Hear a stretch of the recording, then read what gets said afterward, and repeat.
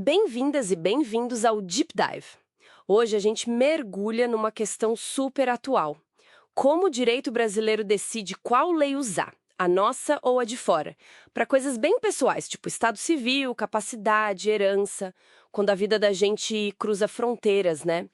Nossa guia principal aqui é a LINDB, a Lei de Introdução às Normas do Direito Brasileiro. E o foco... Entender a tal da Lex Domicili, a lei do domicílio. Para começar, então, a LINDB menciona os tais de elementos de conexão. O que são eles, assim, na prática? Olha, pensa neles como as setas numa encruzilhada do direito internacional privado. São os critérios, sabe, que a LINDB usa para dizer, olha, para essa situação aqui, com gente ou coisa ligada a mais de um país, a lei que vale é do Brasil, ou não, aqui a gente aplica a lei daquele outro país. Ah, entendi. Tipo um GPS jurídico para saber qual lei pegar? Exato, um GPS. Boa analogia. Legal. Então vamos para o artigo 7º da LINDB, que trata do estatuto pessoal. Coisas como início e fim da personalidade, nome, capacidade para casar e divorciar, enfim, direitos de família. A seta da LINDB aponta para onde nesses casos? Aponta direto para o domicílio da pessoa. É a Lex Domicili na veia. A lei do país onde a pessoa mora com intenção de permanecer, onde ela tem o centro da vida dela, é que vai reger essas questões mais íntimas, vamos dizer assim. Certo. E aqui tem um ponto que acho que muita gente confunde, né? Um estrangeiro que está aqui no Brasil a passeio, sei lá, de férias, a capacidade civil dele para fazer um contrato, por exemplo, não passa a ser regida pela lei brasileira só porque ele está pisando aqui. Não, de jeito nenhum. Esse é um erro comum mesmo. Enquanto ele for só um turista, um visitante, a lei que define se ele é capaz, se ele pode fazer certos atos, continua sendo a do país onde ele tem o domicílio dele. Ah, A lei brasileira só vai reger o estatuto pessoal dele se ele de fato mudar para cá, sabe? Estabelecer domicílio no Brasil com ânimo de ficar. Aí sim. É interessante pensar no domicílio como essa âncora jurídica, né, que fixa a lei pessoal da pessoa, não importa onde ela esteja fisicamente no mundo. e o inverso também vale, claro. Uma brasileira que se muda e fixa domicílio, sei lá, na Alemanha. Exatamente.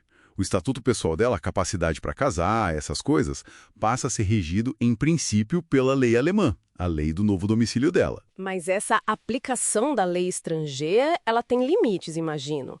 E se a lei lá do domicílio da pessoa for algo que, para nós aqui no Brasil, é inaceitável? Tipo, uma lei que discrimina muito. Sim, tem um limite fundamental. É a chamada ordem pública, que está lá no artigo 17 da LINDB. Se a regra da lei estrangeira ofender a nossa soberania, os nossos princípios básicos, os bons costumes, por exemplo, uma lei que diga que mulher casada não pode trabalhar fora sem permissão do marido. Nossa, um absurdo completo hoje em dia. Totalmente. Então, uma lei assim, mesmo sendo a do domicílio da pessoa, não vai ser aplicada aqui no Brasil para produzir esse efeito. Ela é barrada por ofender a nossa ordem pública, nossos valores essenciais de igualdade, por exemplo. Entendi.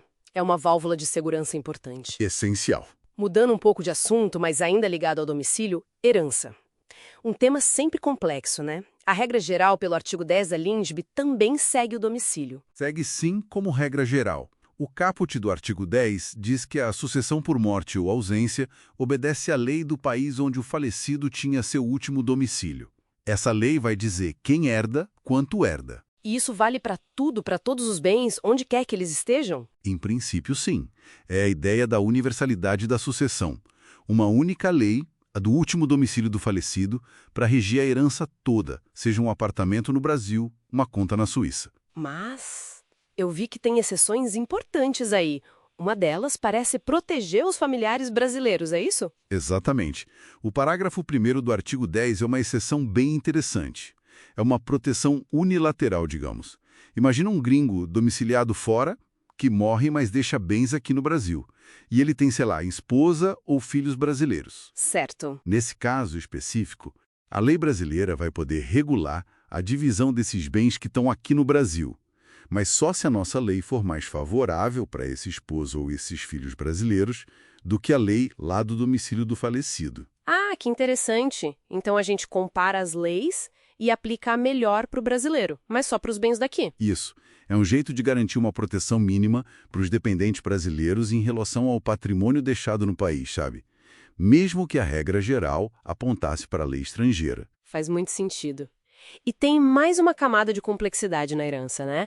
A questão da capacidade para ser herdeiro. Não é a mesma coisa que ser indicado como herdeiro. Não é. E essa é uma distinção crucial, que está no parágrafo 2º do artigo 10.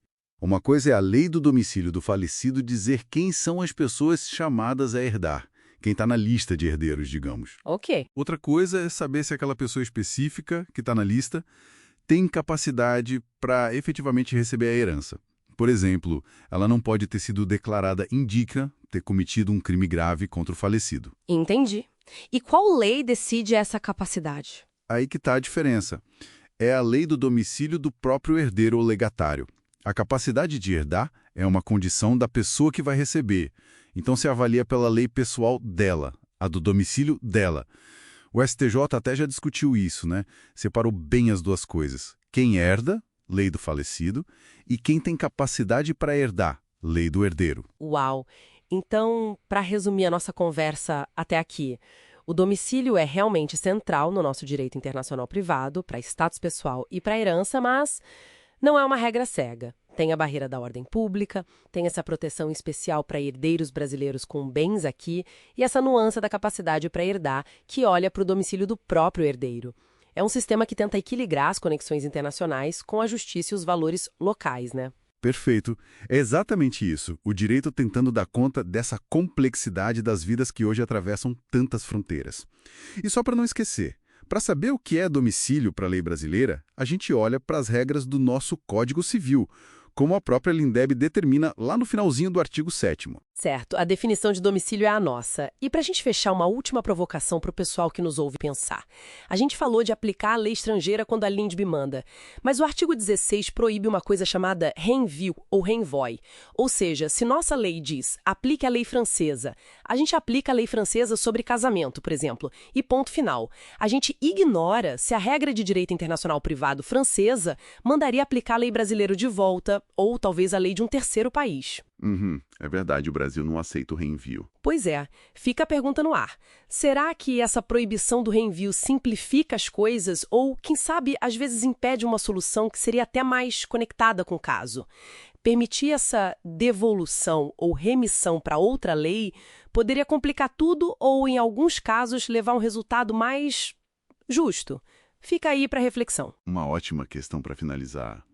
Mostra como essas regras de conexão são um eterno quebra-cabeça.